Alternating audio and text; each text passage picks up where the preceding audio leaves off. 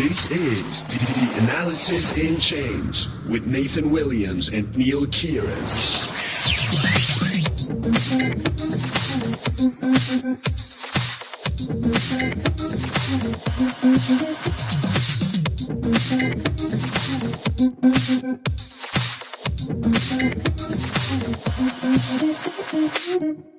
Welcome to Analysis in Chains. Nathan Williams here. Neal, it's good to hear you. How are you? Hey Nathan, it's great to be back. I know I've been all over the place. I haven't done as many podcasts as I used to, but I've been quite busy and I'm doing kind of good. The sun is out in Montreal finally after a very long winter. Oh, very nice. We had an absolutely beautiful day here. I've been stuck inside all day working, but sometimes them's the breaks.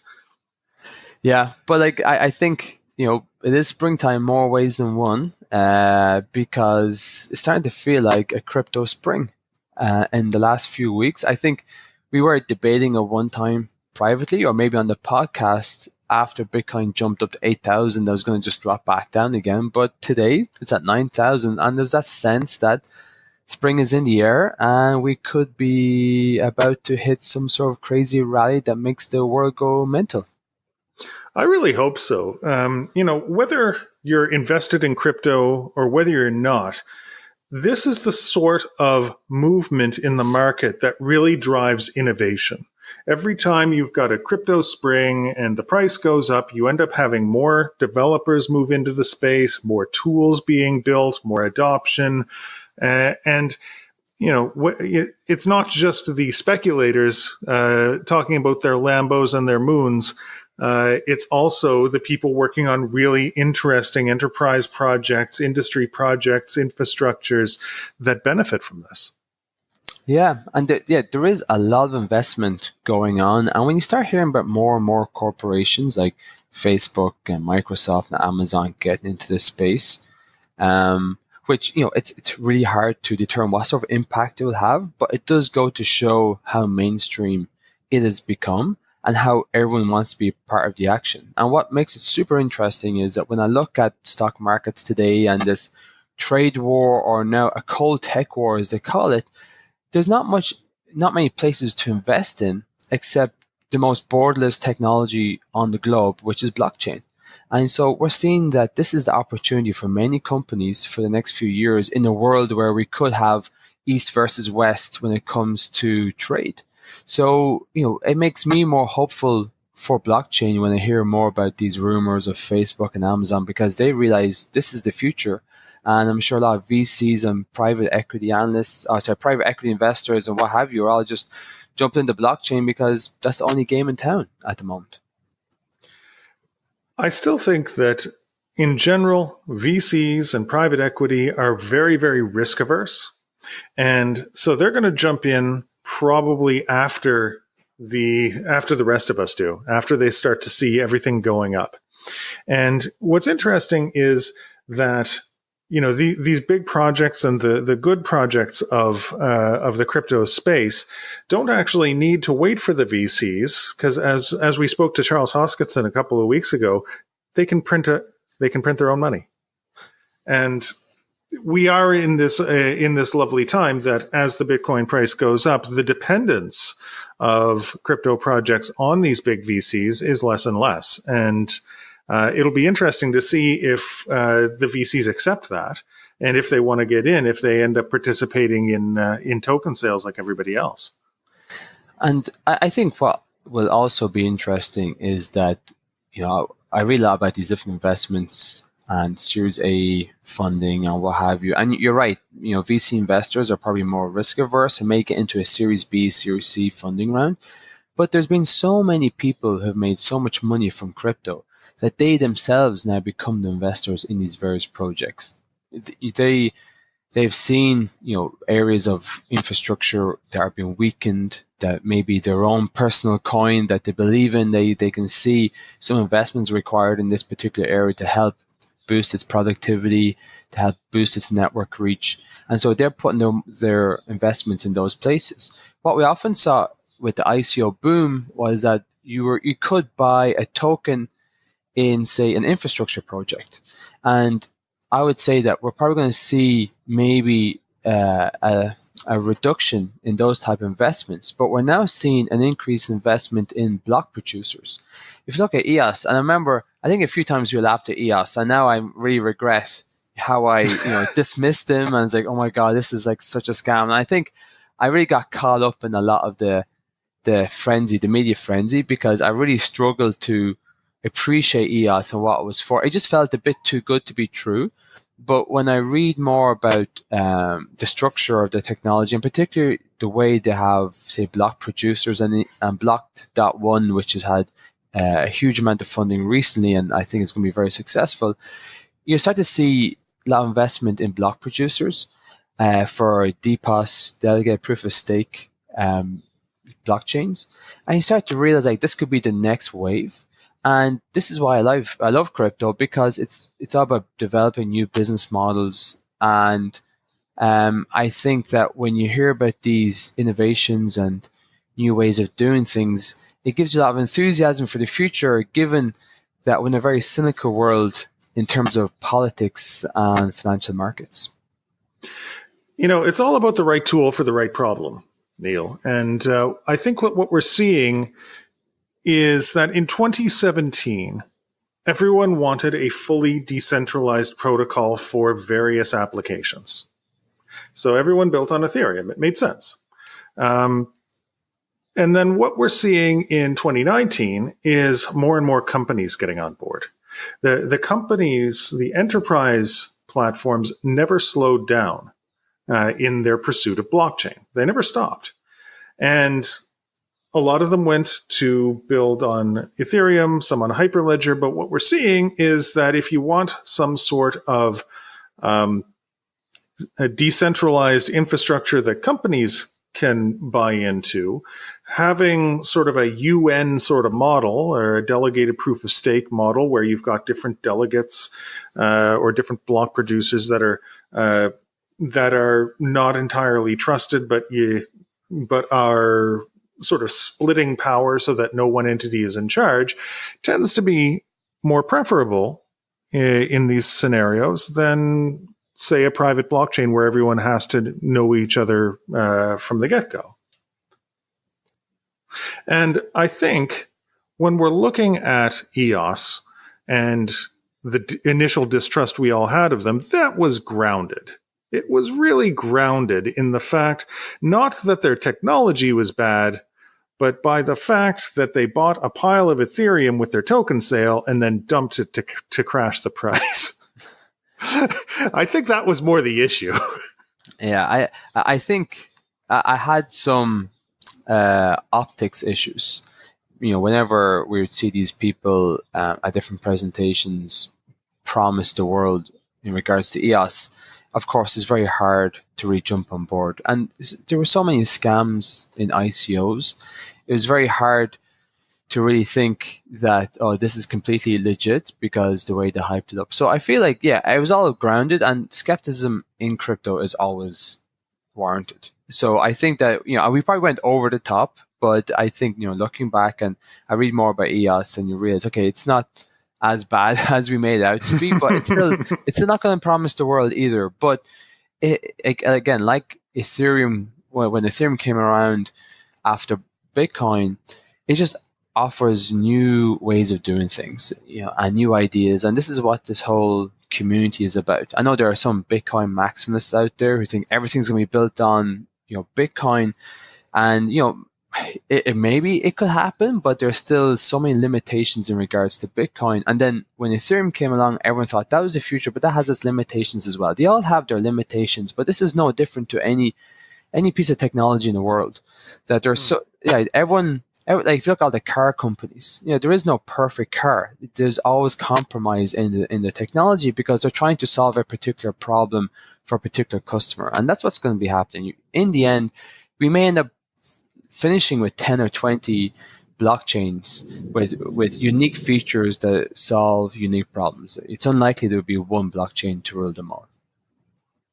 I wouldn't imagine so. And I think that's a good thing to keep in mind for the future when people start promising the world and the one blockchain to rule them all, that it may not be one base layer protocol that everyone else builds their project on top of. It might be one for every industry that requires it, or one for every major issue or major problem.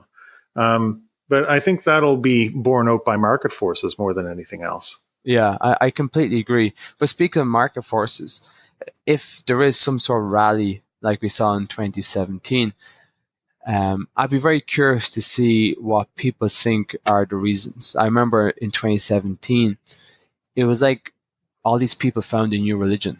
And, and I remember like IOTA supporters, some of the things that they were saying about IOTA and how it's going to change the world and whatever. I still haven't seen much about IOTA since, but I'm curious what type of behavior we'll see. Will we see a more mature behavior with all of these when prices are pumping up? Because we're not seeing as many new players penetrate the top 20. It seems to be a lot more stable. And so maybe I'm hoping that the conversation will be more, say, mature and less tribal. And if that does happen, that's great. It's a sign of maturity, but it's still very hard to predict. And, I think one thing that probably made us so tribal 2 years ago was that Bitcoin itself had a lot of internal disagreements in terms of what were the next steps for the evolution of Bitcoin. And because that is not a current theme in the blockchain community, maybe it won't be so tribal. Maybe I think everyone would just be supporting their own projects and not really bashing other projects. Anyway, I'm being hopeful in that regard. Yeah, you're being very hopeful. I don't know. I mean, what you're saying makes sense, but I guess we're going to see it pan out. I mean, you remember when we very first started this podcast, it was very research oriented. I would go into a new Reddit community, a new Telegram community every week, and just sort of see what is the community around Ripple like? What's the community around Bitcoin Cash like? What's the community around, I don't know what else we did, Dash like. Dash, and yeah, they all had very different feels, but they were all rather adamant of their own dominance. And yeah, and it makes sense, I guess. If you get started, you have to get started with the true believers in your cause. But maybe a little older, a little wiser people, will see these projects more as more mature investment opportunities, or more as more mature projects they want to back, more like Kickstarters. Or maybe it will go right back to the hype we had before. I mean, it's hard to say. Yeah, well, there are some things that make me hopeful about why, we will get more investors. And I think the real target audience is millennials. Because when we look at financial markets, there are a lot of reasons to be cynical in terms of what's out there. In a world where interest rates are low and are being forced low, particularly in US dollar terms, it means that the only place to invest your money that can give you, say, more than 2% a year is actually the stock market.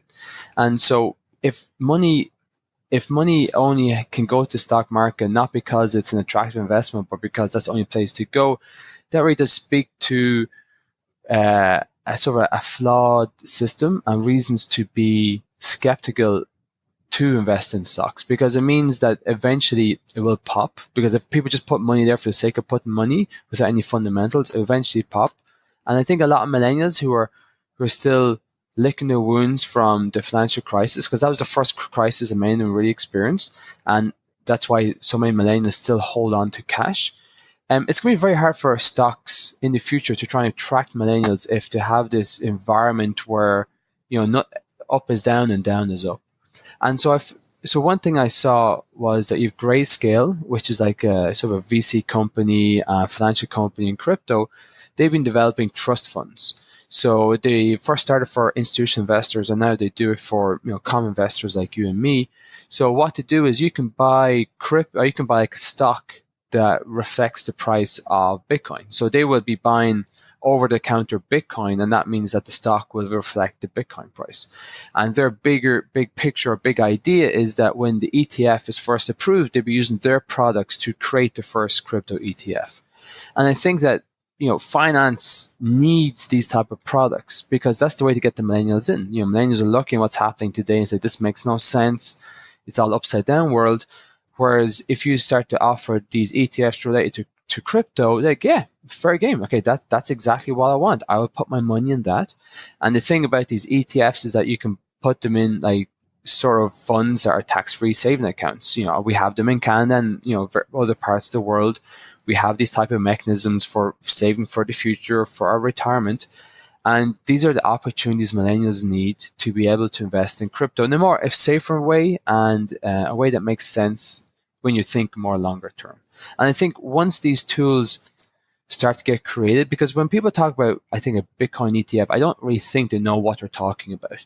But when we look at Grayscale and what they've been doing, like the fundamental steps to help develop crypto ETFs into the future, you can see what is required to create those ETFs and the mechanics. You realize how complicated the mechanics will be to create the ETF. But I think they're making good inroads. And once they have one of their ETFs approved, then it's going to be much easier for other companies like Grayscale to make ETFs, and then everyone's going to be piling in. And I think that's the big opportunity we'll see in the more mainstream financial world that will help people get more involved in crypto. That's true. So it's been about 2 years, Neal, since we started this podcast. Can you believe it's been that long? Yeah, I think it's in a month. Or in a month. Would have been in July. Yeah, I think, something like that. It's going to be 2 years, and man, it's been a roller coaster. It sure has. And just so everyone knows, Neal and I have been discussing it. It's been more and more difficult with Neal and his family to find time to record. It's been more difficult for me as well. And so we're going to be slowing down the podcast to be a little less regular. We're going to try and do it once every 2 weeks. And likely Neal won't be able to join us for it, at least not on the regular. Yeah, I'll be taking an indefinite hiatus from the podcast, which is unfortunate. It's been so much fun.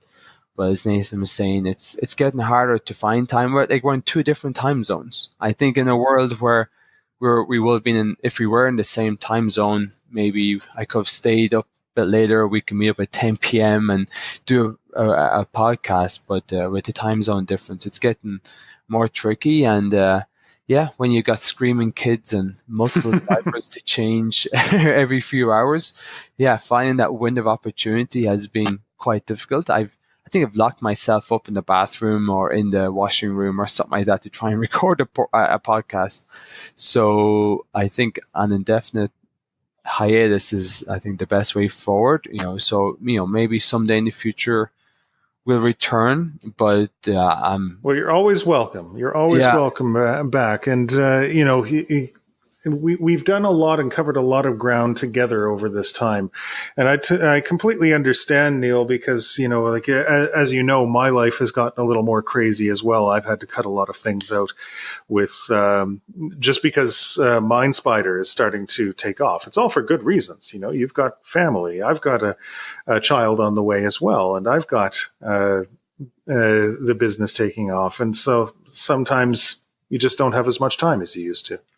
Yeah, but hopefully, there will be opportunity to come back when Bitcoin hits 100,000. So, yeah. Oh yeah. We'll keep the podcast open and up there, and I'll try to record as often as I can to keep the dream alive. And you're always welcome as a guest, even though it won't be as regular as it was before. It'll be the indefinite hiatus, But I think a good way of ending and closing out this era of analysis in chains is by going over some of our favorite moments of the past 2 years. Favorite moments? Yeah, what's your favorite moment?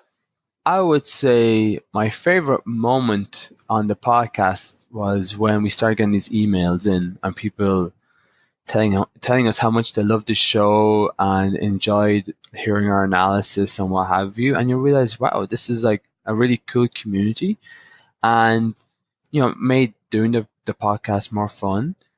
And you start to realize at the time, like, there really wasn't a lot of honest, I think, analysis and information. There's a lot of fanboys out there just pumping up everything, and everything was amazing and what have you.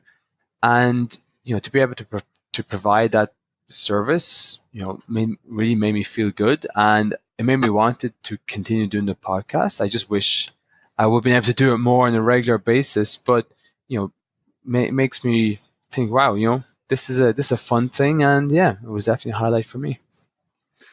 I think some of the milestones were my favorites. So I remember thinking when we began, oh, wouldn't it be great if we got 100 listeners? And then when we got up to 1,000 and then 2,000, that was quite special for me, and it happened in a rather short period of time. And then the second milestone, I think, was when we were approached by a PR firm to interview rather well-known people in the industry. And so, like, with all of these interviews that we've done, hundreds? No, at least 50. We've done at least 50 interviews. I think it's 100 now, to be honest with you. Really? That many? Yeah. Wow. But anyway, most of them came through PR firms who approached us because they saw us as leaders in the space. And now it's like, okay, I get it. PR firms reach out to everybody, but that was sort of like a moment of validation when we're like, oh, I thought we were just two guys, recording in our spare time, but now we're a podcast. We're like a real show. Yeah. I think, yes, another highlight for me was actually seeing it on iTunes. It's not as if we had to achieve anything to get on iTunes, but it was just the fact, like, wow, this is real. It's actually on iTunes. But it was on Spotify for me. Yeah. because we had to apply for that one, and they had to approve us. Yeah, it took a while, but yeah, I was like texting home, made it on iTunes and Spotify, and yeah, it definitely was a highlight. It's funny how, like, it's the simple things that kind of make the experience for this podcast. Remember when we got a sponsor?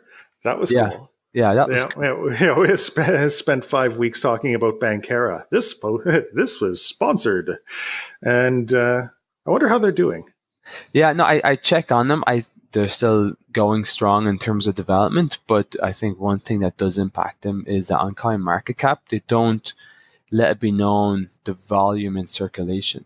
So the way CoinMarketCap works is that it looks at what's in circulation. So in terms of, like, Bitcoin, we know it's capped at 21 million coins, but I think there's like 17 million circulation. So it's price of coin multiplied by what's in circulation, not the total amount.